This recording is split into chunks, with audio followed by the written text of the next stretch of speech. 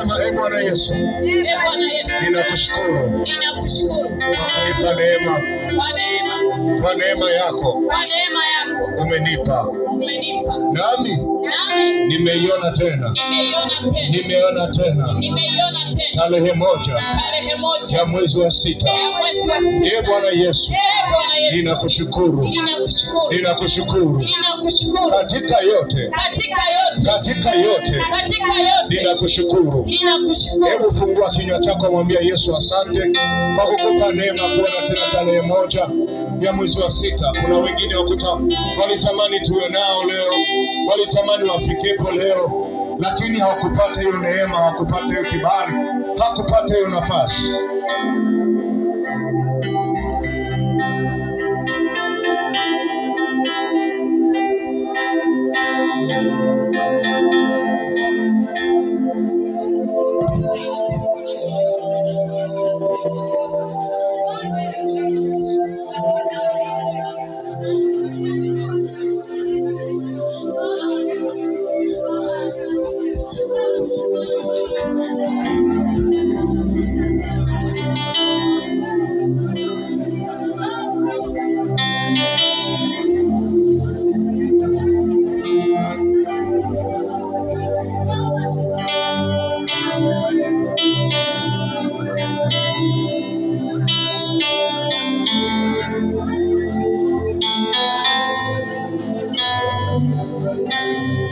Endelea kumwadhimisha Bwana.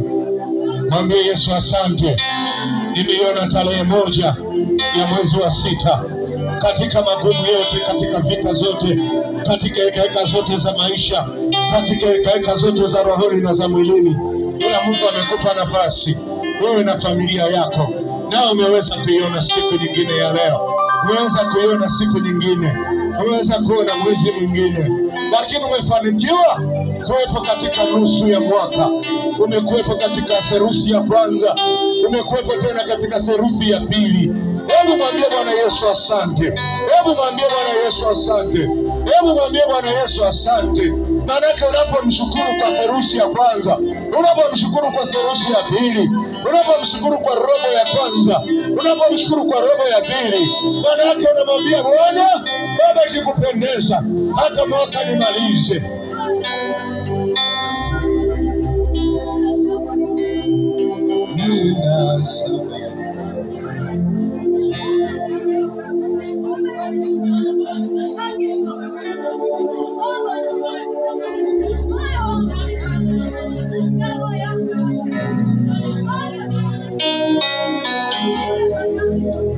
Mwambie Bwana Yesu, mwambie Bwana Yesu.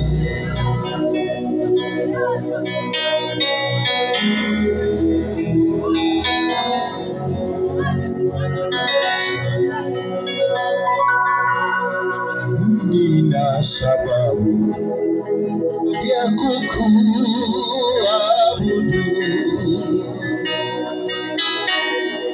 nina sababu ya kukuabudu,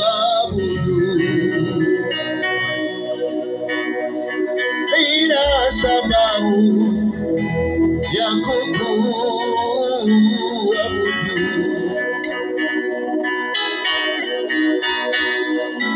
Ukuu wako na uaminifu wako ni sababu ya kukuabudu.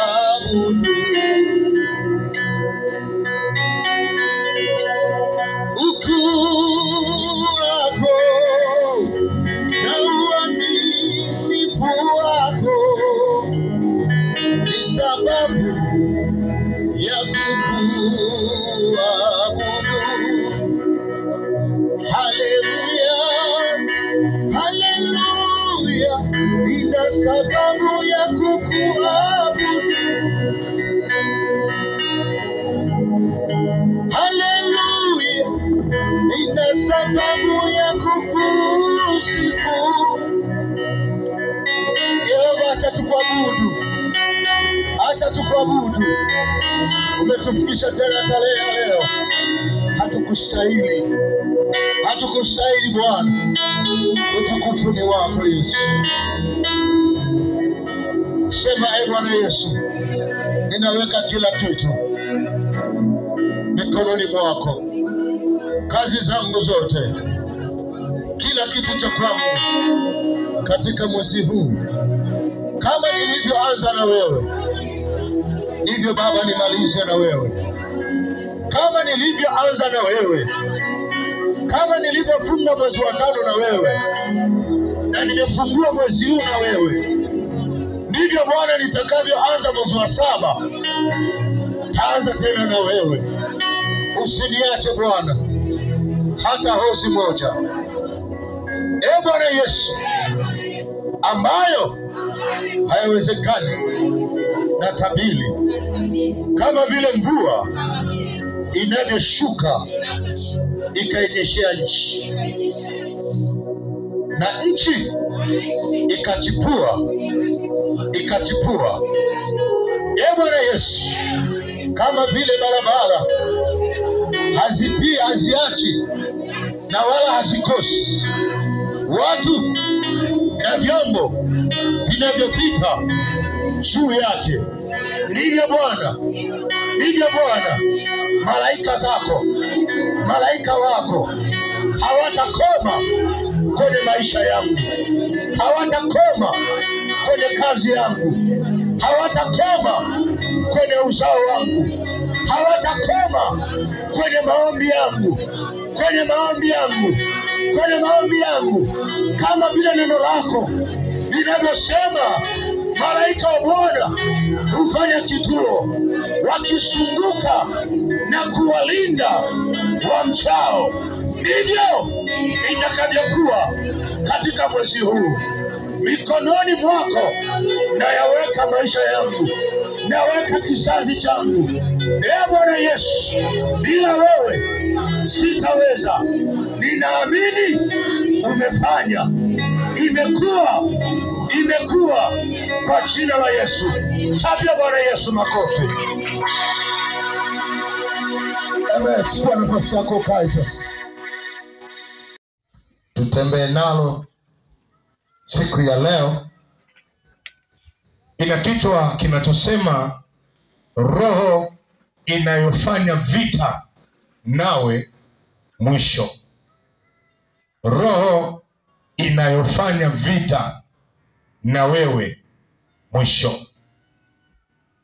Roho inayofanya vita na wewe mwisho. Roho inayofanya vita na wewe mwisho.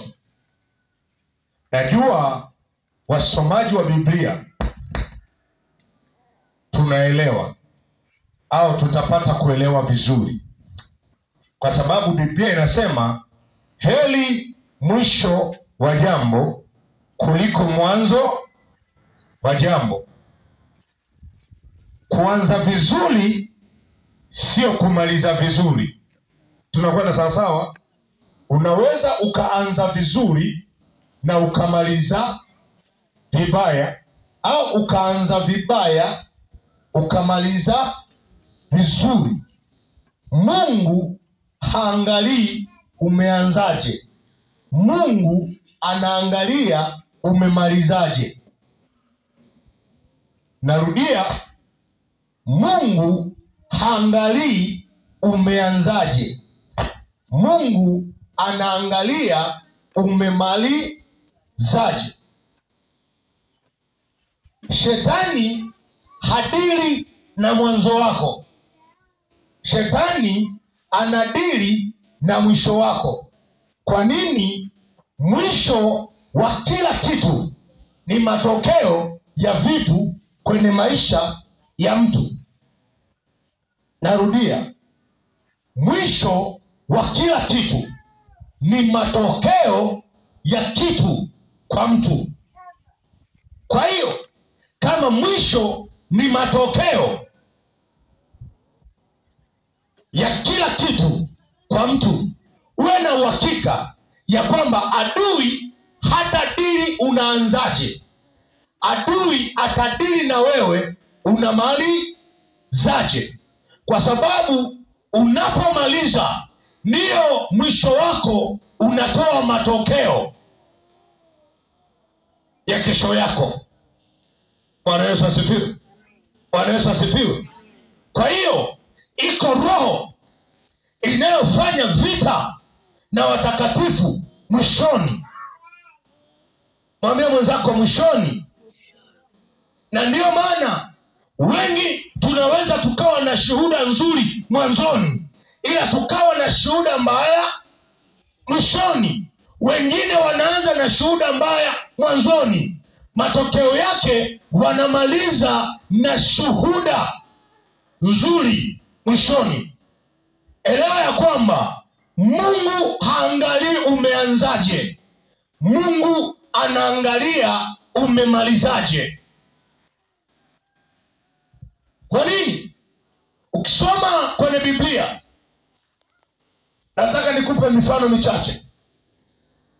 Mfano wa kwanza ni kwenye kitabu cha Yoshua ile 6. Utakutana na habari za mwanamke kahaba. Habari za mwanamke kahaba. Biblia inasema mji wote wa Yeriko ulikuwa unamjua kwamba Rahabu ni mwanamke nani? Kahaba. Kila aliyekuwa akimuona Rahabu alikuwa anajua Rahabu ni nani? Ni kahaba. Maana yake maisha yake yamewekwa kwenye ukahaba wake. Maana yake asipoenda kujiuza hali, asipoenda kujiuza havai, asipoenda kujiuza hafanyi chochote.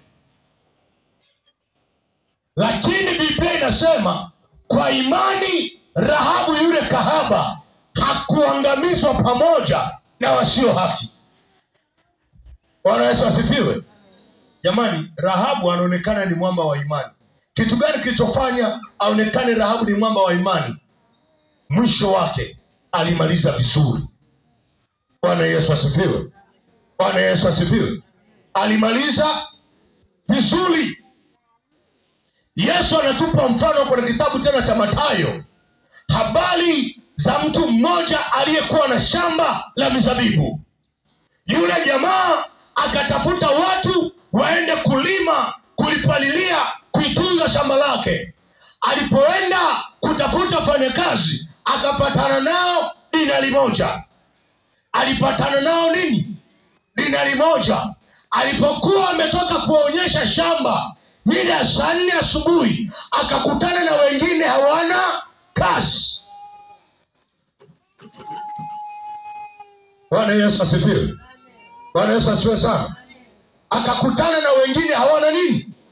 Hawana kazi. Akawaambia, mbona mnashangaa? Akasema, hatujapata mahali pa kwenda kufanya kazi. Akawabeba, akawapeleka kwenye shamba lake. Nao akapatana tena dinari ngapi? Dinari moja. Alipokuwa akirudi majira saa 6, anakutana na wengine wanamwambia, hatuna kazi. Kwa nini? Hatujapata mtu. Saa 6 mchana. Saa 6 mchana. Anawapeleka shambani kwake. Wote wanapatana dinari. Saa 8 tena anakutana na wengine wanadai hawajapata kazi. Anawapeleka shambani. Wanapatana, anasema kwa masaa yaliyobakia tutapanda, tutavuna kwa dinari ngapi? Saa 10 jioni anakutana na wengine, anawapeleka shambani, wanadai dinari moja. Saa 11 tena anakutana nao. Manake wala saa 11 anawapeleka, anawaonyesha, wanapatana na kazi inafungwa, anaenda kuwalipa. Nisikilize, swala sio umeokoka wakati gani, swala umemalizaje wokovu na Mungu uliye naye. Swala sio umeanza kuombea jambo wakati gani, swala umelimaliza vipi hilo jambo. Ndio jambo la msingi. Bwana Yesu asifiwe. Bwana Yesu asifiwe sana. Kitabu kinachobeba somo letu ni kitabu cha Mhubiri, sura ile ya 7, kifungu cha 7, kifungu cha 6, cha 7 na cha 8. Kitabu ni cha Mhubiri. Kitabu ni cha Mhubiri, ndilo kilichobeba somo letu.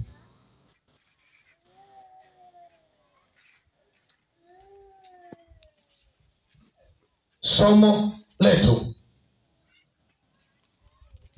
Wale waliopelekwa asubuhi wakamwambia, Rabi, Bwana mkubwa, utatusawaziaje sawa na aliyefanya kazi sawa? Yule bwana akamwambia, swala sio kufanya kazi, swala tulipatanaje. Tulipatana wa saa moja, mfanye kazi kuanzia saa moja mpaka saa ngapi? Na wao masaa yao waliyalinda wakamaliza. Sikiliza, kwa nini walinungunika? Roho ilifanya vita nao mwishoni kabisa. Kwa nini? Wakaona hawawezi kusawaziwa sawa na aliyefanya kazi saa 11. Bwana Yesu asifiwe. Bwana Yesu asifiwe sana. Swala sio umeanzaje, swala umalizaje. Mungu hadiri umeanzaje, Mungu anadiri na unamalizaje. Bwana Yesu asifiwe. Tumekuwa watu wazuri kumsifu mtu matendo yake ya nyuma wakati wa msiba, si ndio?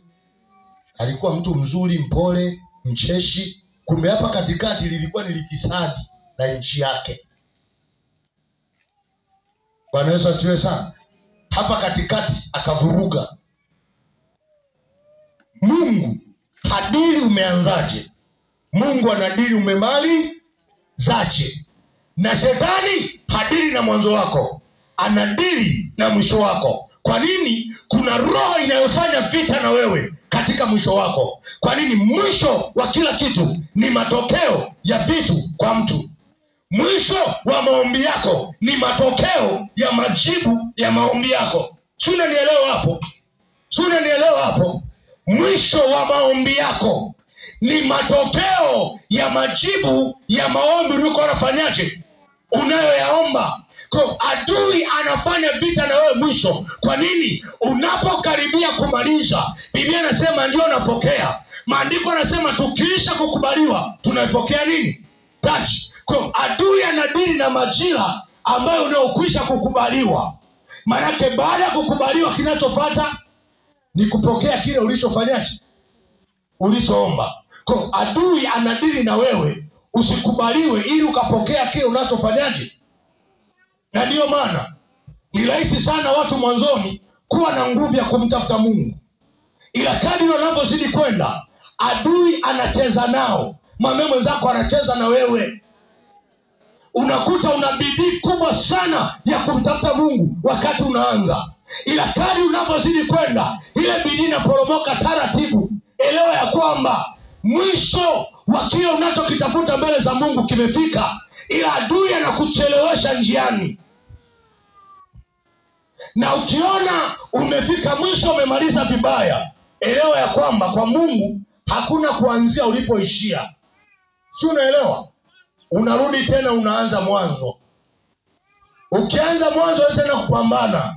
Ukikaribia unakaribia kufika, adui akikupiga mwisho unaenda tena mwanzo. Hicho ndicho kilichowafanya wana wa Israeli wazunguke milima ya Seiri kwa siku 40. Mwambie mwenzako 40. Kila walipokuwa kikaribia mwisho kufika, shetani alikuwa anaweka ndani yao manunguniko. Akiweka manunguniko, Mungu anaondoka katikati yao, wanabakia wenyewe. Tunakwenda sawa sawa? Manake Mungu ndiye anayewaongoza kutoka hatua moja kwenda hatua nyingine. Manake wanapokaribia mwisho, adui anawaingilia katikati yao, anaanza kuwavuruga, wanaanza wanunguniko, wanaanza kutukanana. Mungu anaondoka katikati yao. Nilikwambia katika dhambi hatari sana kwa Kristo ni manunguniko. Mwambie mwenzako manunguniko. Hii ni dhambi hatari.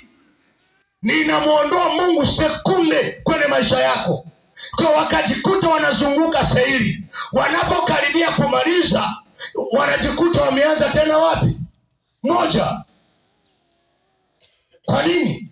Adui alijua wakivuka ili eneo wakasogea eneo jingine, manake nguvu ya Mungu kwao, matokeo ya kumiliki nchi yao yatakuwa makubwa kuliko unavyodhani.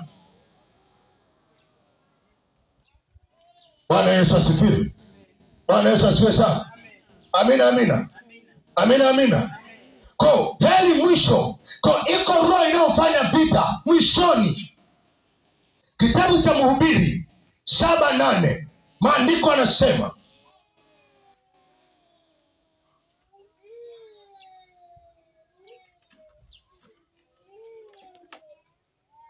tukianzia kifungu cha 5, Mhubiri 7 kuanzia kifungu cha 5 mpaka cha 8, Biblia inasema hivi: heri kusikia laumu ya mwenye hekima kuliko mtu kusikia wimbo wa mpumbavu. Maana kama mlio wa miiba chini ya sufuria, ndivyo kilivyo kicheko cha mpumbavu. Hayo nayo ni ubatili. Kweli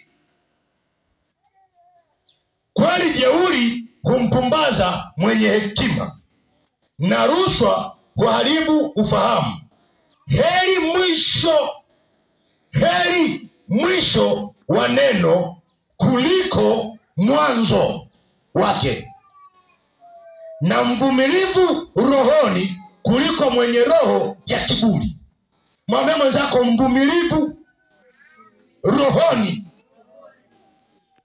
Anasema heri mwisho wa neno kuliko mwanzo. Kwa nini? Mwisho wa hatua moja ni mwanzo wa hatua nyingine. Si unanielewa hapo?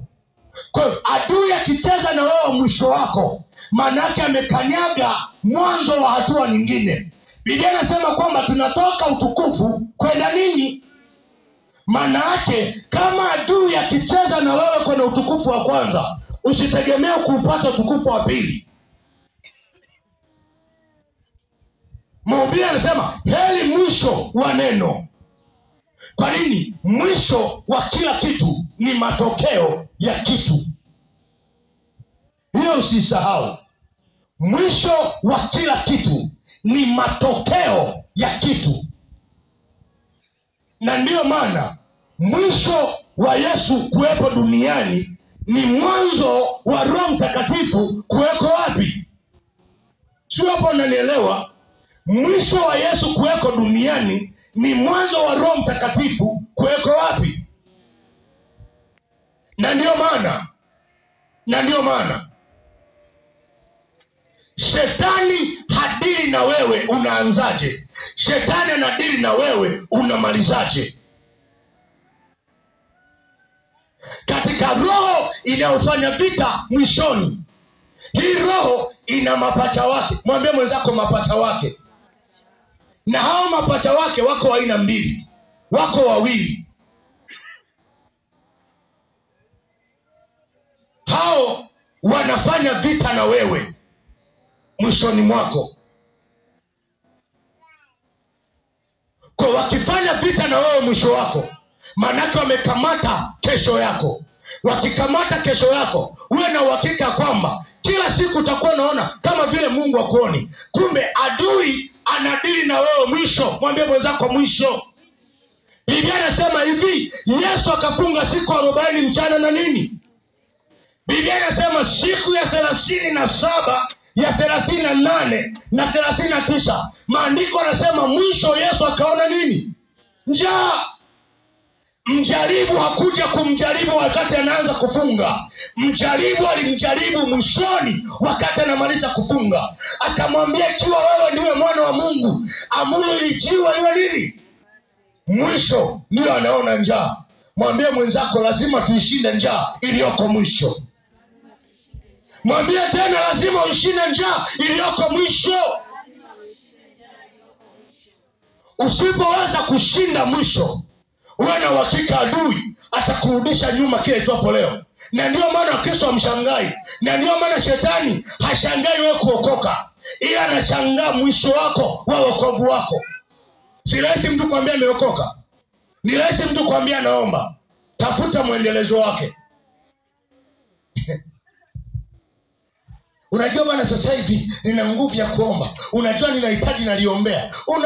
Unaomba. Linapokaribia kutokea, mwambie mwenzako linapokaribia kutokea, nitamka kuomba baadaye. Simeelewa? Tamka kuomba nini? Baadaye. Baadaye inazaa kesho. Kesho inazaa wiki ijayo. Wiki ijayo unajua mwezi utakao kuja ndio naanza kufanyaje? Taanza kuomba. Mwezi unaisha. Miezi miwili inafanyaje? Inasogea. Yaani unajua sasa hivi shetani ameshanikanyaga. Amekukanyaga kweli. Halafu pale ndio unaambiwa kwamba Mungu wetu hawai wala afanyaje? Sikiliza, nilikwambia hivi, kuanzia leo ukianza kuona uzito kwenye kila unachokiombea, elewa mwisho wa jambo hilo kutokea imefika. Shetani anadili na wewe mwisho. Biblia inasema Yesu alipofunga mwishoni ndio akaona nini? Njaa. Manake shetani akikushinda mwisho, amevuruga siku 37. Amevuruga wiki yako nzima uliyoshinda umelala unaomba. Manake nini? Shetani akikupiga mwishoni, manake kazi yako yote uliyoifanya kwa miaka yote, kwa siku zote, manake ni zero jumlisha zero, unapata under root ya zero. Unaanza upya.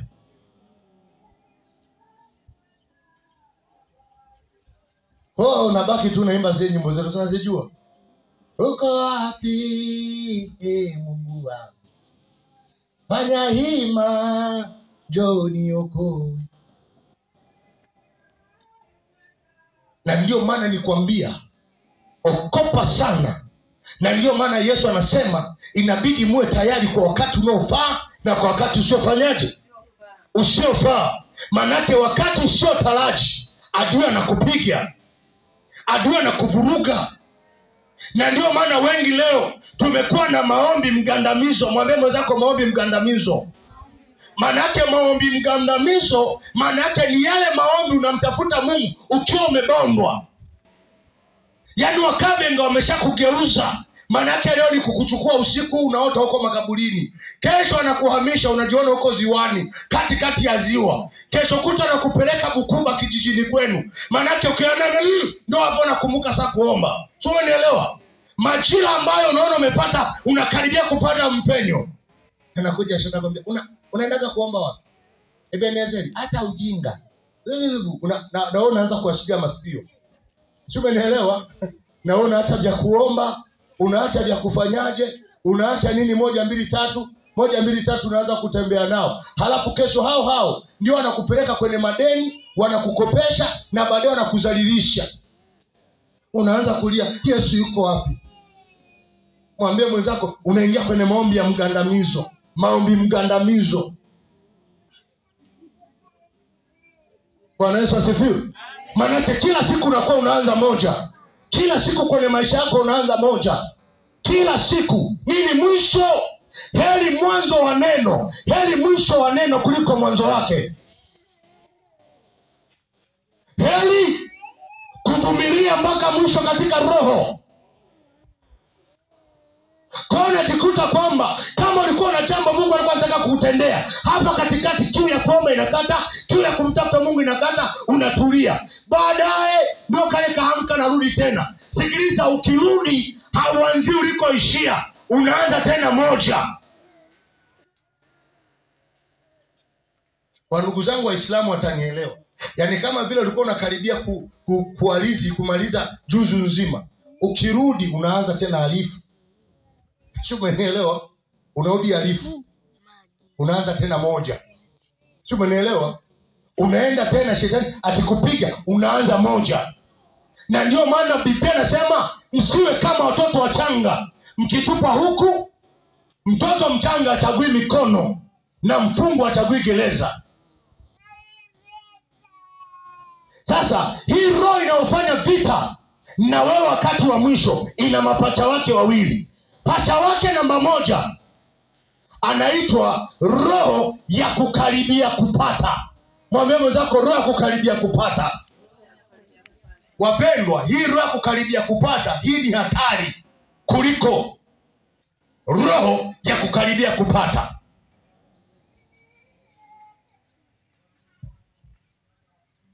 Yaani hii roho inayofanya vita na wewe wakati wa mwisho, sio unanielewa? Ina butoto wake mapacha, buko buili. Pacha kulwa anaitwa roho ya kukaribia kupata. Hii roho ya kupata, ya kukaribia kupata, inafanya vita na wewe kabla na baada ya kupata. Hii roho ya kukaribia kupata inafanya vita na wewe kabla na baada. Neno kabla sisi tunalielewa. Yaani nilikuwa naombea jambo fulani, sio umenielewa? Yaani hili neno kabla, manake kabla lile jambo halijatokea, hii roho kukaribia kupata na vuruga, sio umenielewa? Na neno baada, wakati mwingine hii inaweza ikakuachia ukapata kabisa kile ulichokuwa unakihitaji, sio umenielewa? Umekipata kile unachokihitaji, hapa katikati inavuruga. Kwa nini inavuruga? Kwa nini inafanya vita na wewe kabla au baada ya kupata? Nisikilize. Roho ya kukaribia kupata. Unaposikia neno roho ya kukaribia kupata, ngoja nikufungue akili kidogo. Tulipokuwa tukisoma kwenye somo la ulimwengu wa roho, nilikufundisha kwa habari ya yule joka mwenye mapembe mangapi? 7. Sio unielewa? Nilikwambia pembe 7 kwenye kitabu cha Ufunuo kinasema kuna pembe 7 na roho na vilemba vingapi? 7. Unaposikia pembe 7 kwenye kitabu cha Ufunuo kinasema ni roho 7 za shetani zilizoachiliwa kwenye nini? Kwenye dunia. Tunakwenda sawa sawa? Tunakwenda sawa sawa? Lakini Biblia inasema kwamba akainuka tena mnyama mwenye pembe ngapi? 4. Tunakwenda sawa sawa? Sasa nikakwambia hivi kwenye ulimwengu wa roho ya kwamba hizi roho, hizi huyu joka mwenye pembe 7 manake ni roho 7 za Lucifer zilizoko. Manake nini? Nikakwambia roho ya kwanza kuna roho inayoitwa Hazazero. Lakini pia nikakwambia kuna Mammon. Nikakwambia kuna pembe lingine inaitwa Leviathan. Tunaona sawa sawa? Lingine nikakwambia Bishobad. Hiyo Bishobad tukasema ni baba wa viumbe wafanyaje? Warukao. Tunakwenda sawa sawa? Unaposikia sasa roho inayofanya vita na wewe mwishoni, tunaona sawa sawa? Maana yake ni jini lililosimamia. Okay, ngoja nifanye hivi. Yake ni kukufuatilia, kuufuatilia mwisho wako. Kufanya na wewe mwisho vita, mwisho wako kila siku unarudi nyuma. Kwa nini Wakristo mnavita sana? Nataka nikufungue macho yako hapa na masikio. Wakristo wote duniani, Mungu ameachilia baraka kubwa sana ndani yao. Sio unanielewa? Sio unanielewa vizuri? Adui anachokataa kila ulichopewa usije ukakitumia kwenye dunia hii. Nguvu ulionayo Mkristo mmoja inatetemesha misingi ya kuzimu. Sio umenielewa? Yaani Mkristo mmoja anayemtafuta Mungu kwa roho na kweli, tunakwenda sawa sawa? Maana yake wachawi wa Kigoma, mizimu ya Kigoma na mashetani yao na marohani yao hayawezi kusimama na Mkristo ngapi? Mmoja. Sasa kama Mkristo mmoja anaweza akasimamisha mkoa, akasimamisha taifa, swali, watakapokuwa 20 kitu gani kinatokea? Mungu alipoona wanadamu wanazidi kuongezeka, Biblia inasema kwamba wote walikuwa wanania mamoja, wote walikuwa wanawaza moja, lugha yao ilikuwa ni nini? Ni moja. Wakatengeneza mnara kumfuata Mungu huko, wakiongoza na jamaa mmoja anaitwa Nimrodi katika kizazi cha Hamu. Mungu akasema na tushuke tuwachafulie usemi wao. Manake wanapochafua usemi wao, manake wanavuruga umoja wao. Kwa adui alichokifanya, anaweka akachafua usemi wa Kristo, akachafua wale watakatifu wanaomtafuta Mungu kwa bidii. Tunaona sawa sawa? wasiwe na imani moja wala roho moja, kwa sababu watakapoungana, manake kuzimu inageuzwa kichwa chini, miguu juu. Kwa kilichofanyika, shetani akachafua usemi wetu, akachafua lugha yetu. Tunaona sawasawa? Manake tukawa tuelewani hapa katikati. Sasa ninachomaanisha ni nini? Unaposikia roho ya kukaribia kupata, au roho inaofanya vita nayo mwishoni, tunajua tuna chama tawala CCM na tuna vyama vya upinzani. Sio, unielewa? Sikiliza. Vile vyama vya upinzani vile, CCM wana ndio tawala, sikina rais wake, sikina makamu mwenyekiti, sikina baraza la mawaziri. Hivi vyama navyo pinzani na vyenyewe vinakuwa na rais wao kivuli. Mwambie rais, unajua rais kivuli? Sio, unielewa? Vinakuwa na rais kivuli, vinakuwa na baraza la mawaziri kivuli. Maana yake huyu waziri kivuli wa elimu anamfuatilia huyu waziri aliyoko madarakani, anafuatilia mahali atakapokanyaga, anakuja anasema waziri fulani aliharibu. Sio, unielewa? Waziri wa uchukuzi kivuli anamfuatilia waziri wa uhalisia aliyoko huku.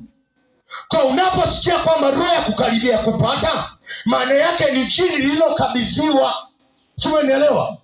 Kwamba huyu ameokoka, haina shida.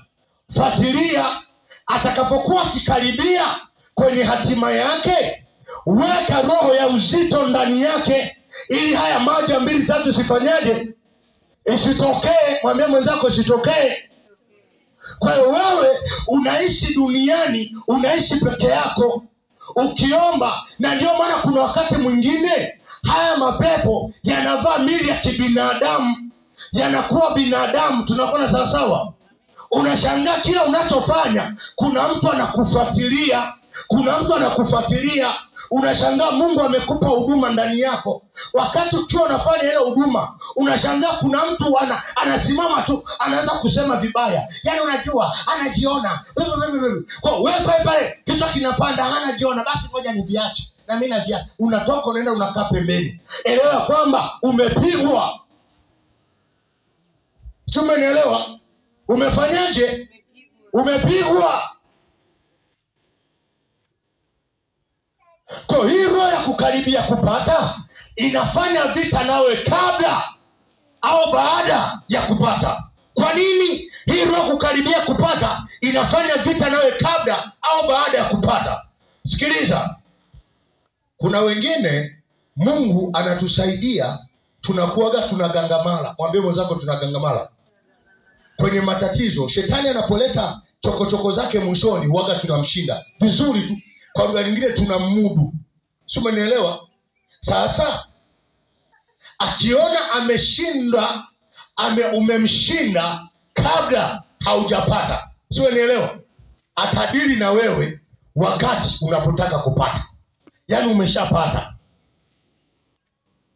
Na ndio maana ukitaka kujua imani za waombaji, usiwatafute wakiwa wanaomba, watafuta wakiwa wamepata kile wanachokiomba. Ndipo utakapojua walimtafuta Mungu wakiwa anamtaka au walimtafuta Mungu wakiwa kuna baadhi ya vitu wanavitaka. Nataka nikupe mifano michache kwenye Biblia.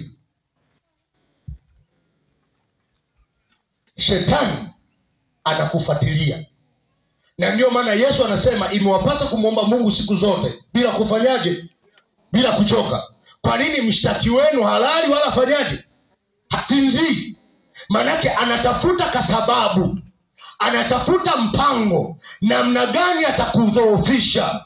Nisikilize, mwombaji mmoja kikoma anaweza kanyamanzisha uchawi ulioko kwenye nchi na ukatili. Mmoja, sio 20, mmoja. Kwa nini?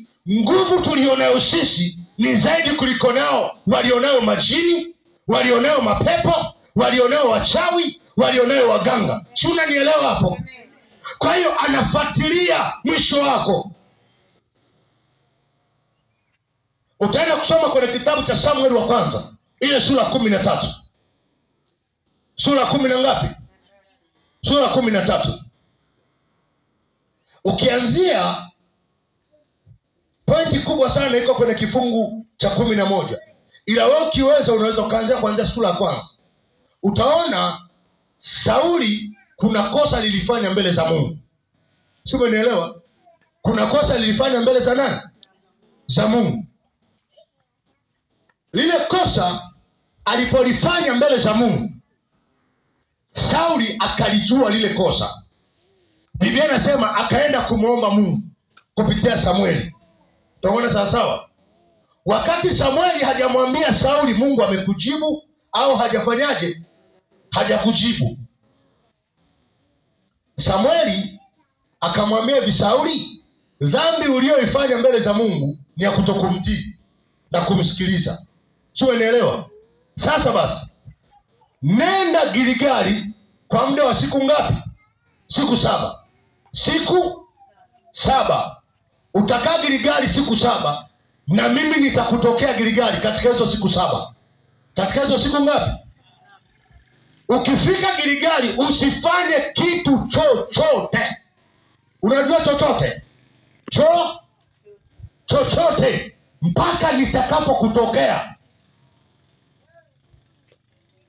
Sauli akasema, kwa nikienda huko nikafanya hivyo Mungu atanisamehe. Sema ina shida, atakusamehe. Nenda wapi? Gilgali. Tutakutana huko kwa muda wa siku ngapi? Usifanye jambo lolote Sauli. Kwa nikienda atakusamehe. Nenda. Kaenda Gilgali, kafika kule siku ya kwanza Samueli hajatokea.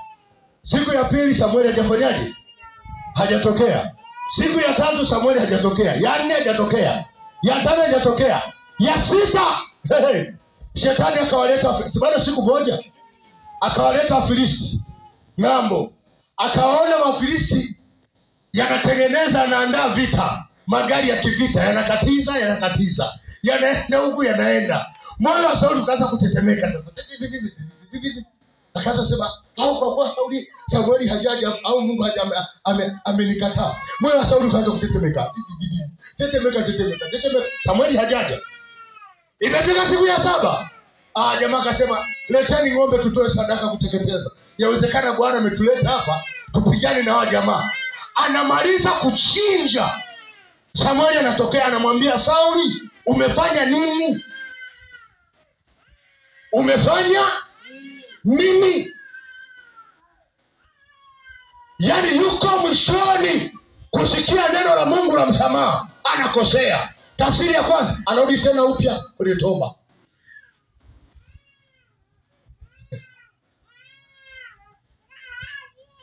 Bwana Yesu asifiwe. Sio hapo, unanielewa vizuri? Anaambia umefanya nini? Anamwambia unajua Bwana, mimi niko. Akasema, nani alikwambia umekuja kupigana vita? Akamwambia hivi, kutii ni bora kuliko sadaka, na kusikiliza ni bora kuliko hata mafuta beberu. Kuliko mafuta nini? Anasema kwa jambo hili ulilolifanya umemkasirisha Bwana maradufu. Umemkasirisha Bwana maradufu.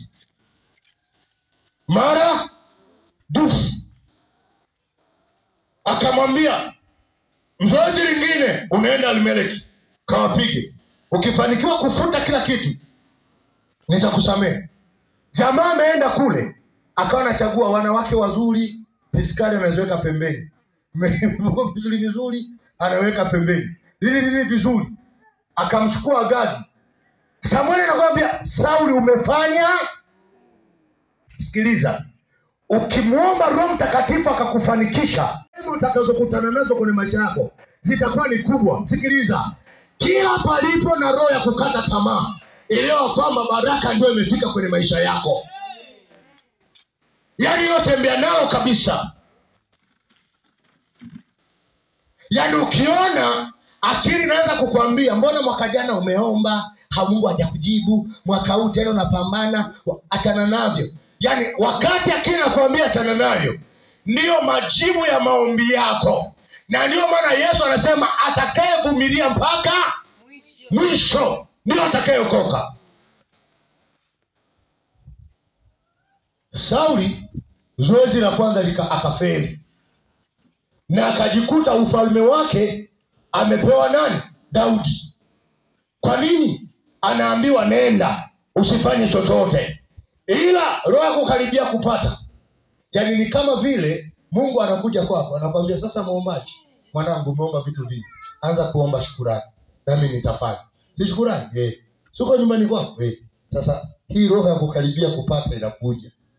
Huko unaomba, unasikia limkavega limekanyaga juu ya bahati. Pale pale haushukuru tena.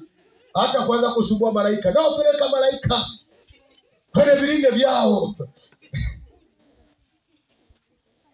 Roho Mtakatifu anakushangaa. Umefanya? Wewe umeambiwa mshukuru Bwana tu. Sio, umenielewa?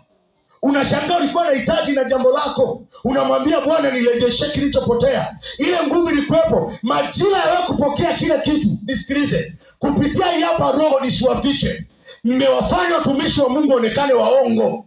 Kumbe waongo ni nini? Mnakuwa na kumtafuta Bwana kwa mpapaso. Yaani wakati fulani Habakuki alisemaje? Nitasimama kwa zamu yangu nione Bwana atanijibu nini katika siku ya kufanyaje? Kulalamika kwangu. Aliposimama vile, Mungu anamwambiaje? Andika njozi yako sasa. Sikiliza, usikubali lohika kushinda. Usikubali kukata tamaa njiani. Usikubali kufia njiani. Mfano wa pili unapatikana kwenye kitabu cha Wafalme wa Pili, sura ile ya 5, kuanzia kifungu cha 1 mpaka cha 13. Wafalme wa Pili sura ya 5. Hii ni habari ya mtu mmoja anaitwa Naamani. Biblia inasema kwamba huyu Naamani alikuwa ni mkuu wa majeshi ya mfalme wa Shamu. Biblia inasema kwa mkono wake Naamani aliwapatia wenye ukoma ushindi. Mwambie mwenzako ushindi. Biblia inasema lakini kwa hizo sifa zote alikuwa ni mwenye ukoma. Manake alikuwa haruhusiwi kuonana na mfalme, wala mfalme alikuwa haruhusiwi kuonana na nani? Na Naamani, kwa sababu wenye ukoma walikuwa wanatengwa. Ila na ukoma wake wakienda vitani, huyu jamaa anatwanga majeshi, anapiga.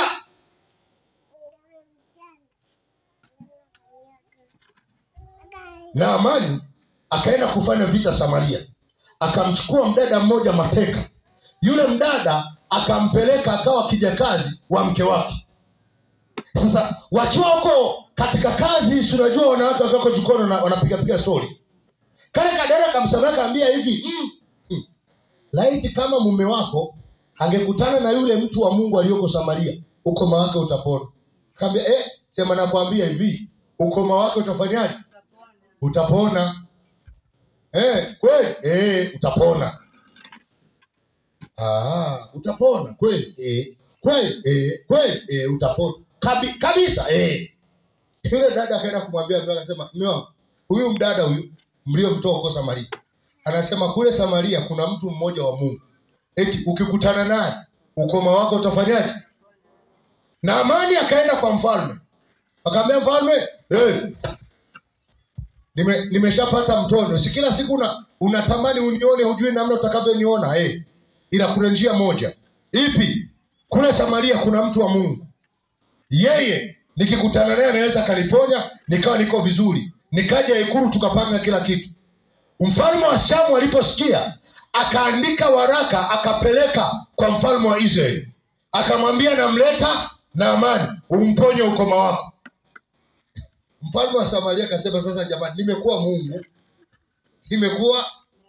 Mungu niweze kuua na kuuisha? Akiwa yuko vile, Elisha akamtuma Gehazi, akamwambia mfalme ya kwamba mwache Naamani aje, atajua yuko Mungu. Yuko nani? Yuko Mungu. Na akasema watajua kama yuko nabii katika Samaria. Naamani akaja, amekuja kama kawaida, amekuja nyumbani kwake, kutoka kwake kaenda kwa mtu wa Mungu, ana majibu ya maombi yake. Bwana Yesu asifiwe. Na kitu pekee na kingine ambacho roho ya kukaribia kupata kinachowatengenezea waombaji na waombewaji. Mnaondoka nyumbani kwenu mna majibu ya maombi yenu. Yaani kwamba ili mimi niombe, yaani nisipoombewa na Mama Sabiti sijapona, au nisipoombewa na mtumishi. Na ndio maana utapigwa fire na mwingine. Bwana Yesu asifiwe. Nakumbuka kuna tukio moja mwaka juzi wa kinasaji wale wazungu walipokuwa kule chini hemani. Nilikuwa naona mtu anaona kiombewa na Mwafrika mwenzake, anaona kama vile Mungu hajamsikia. Anapigwa fire hapa afa anasogea huko kinasaji kwanza. Kwa mpaka aguswe na mzungu. Ndio anajua sasa Mungu na mimi kwa nini pembeni na chekishia. Kwa kuna wakati kiangalia YouTube naangalia video na sasa Naamani amekuja na majibu. Amekuja na sadaka. Kaja na kila kitu. Alipofika akawa yuko mbali. Elisha akamwambia Naamani, ishia huko. Akamwambia sikiliza. Nenda ukajichoge mara 7 katika mto wa wapi? Wa Yordani. Na ukoma wako utafanyaje? Utaona. Li jamaa likakasirika. Lilikasirikaje? Fungua kitabu cha Wafalme nikusomee. Yawezekana wengine hawanunui Biblia ila wananunuaga simu. Ngoja niwasomee wale tusionunuaga Biblia, tunanunua simu. Inasema hivi. Kwanza kifungu cha 9. Basi Wafalme wa pili sura 5 kifungu cha 9. Basi Naamani akaja na farasi na magari, akasimama mlangoni pa nyumba ya Elisha. Naye Elisha akampeleka mjumbe, akasema, enenda ukaoge katika Yordani mara ngapi? 7. Na nyama ya mwili wako itakurudia, nawe utakuwa safi. 11. Lakini Naamani akakasirika, akaondoka, akasema, tazama, nalidhani bila shaka atatoka kwangu na kusimama na kuomba kwa jina la Bwana Mungu wake na kupitisha mkono wake mahala penye nini na kuniponya mimi ukoma. Je, Abana na Faripari mito wa Dameski si bora kuliko maji ya Israeli? Je, siwezi kujiosha ndani yake na kuwa safi? Akageuka akaondoka kwa hasira. Yaani roho kukaribia kupata. Hebu jifikirie, yaani mtu unasikia mfano amefunga safari kutoka Venezuela. Sio, umeelewa? Anakuja Kigoma Benezeri kupona. Hebu jifikirie ni nchi ngapi amezipita. Sio, umeelewa? Paka kafika Bongo. Julius Nyerere kashuka, kakamata SGR, kapanda mpaka Dodoma, kashuka kakamata Ngaranganja treni, kaikata Singida, kaikata Tabora na wilaya zake. Sio, umeelewa? Kanyaga Kigoma, ameanza kuvuruga wilaya ya Uvinza, kakanyaga Kigoma vijijini mpaka ametua wapi? Kigoma mjini. Sio, umeelewa? Anafika anaambiwa bane nenda Rwiche ukajichovye mara ngapi? Yaani kwamba safari yote ya kutoka kokote ilikuwa sio ndefu, ila safari ya yeye kwenda Rwiche ni wapi? Anasema mimi nilijua huyu jamaa atakuja, atafanya 1, atafanya 2, atafanya 3, atafanya 4. Nisikilizeni, na waombaji wengi shetani amewapigieni mwisho. Kanatokea kajambo kadogo tu unakasirika, unalikuza linakuwa likubwa. Elewa kwamba roho kukaribia kupata inatesa.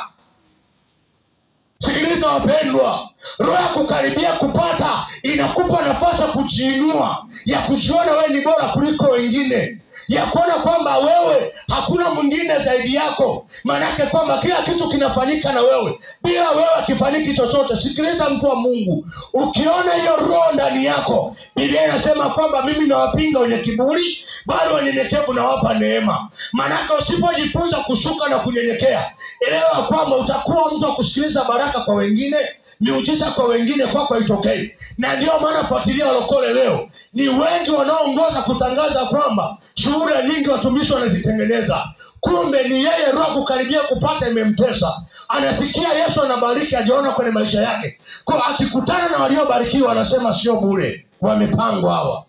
Amina. Sikiliza, kama we Mungu hajatikisa mbingu, si Mungu ametukitikisia. Kama hujaziona, sisi tumeziona. Kama hajakutendea, sisi tumetendewa. Amen.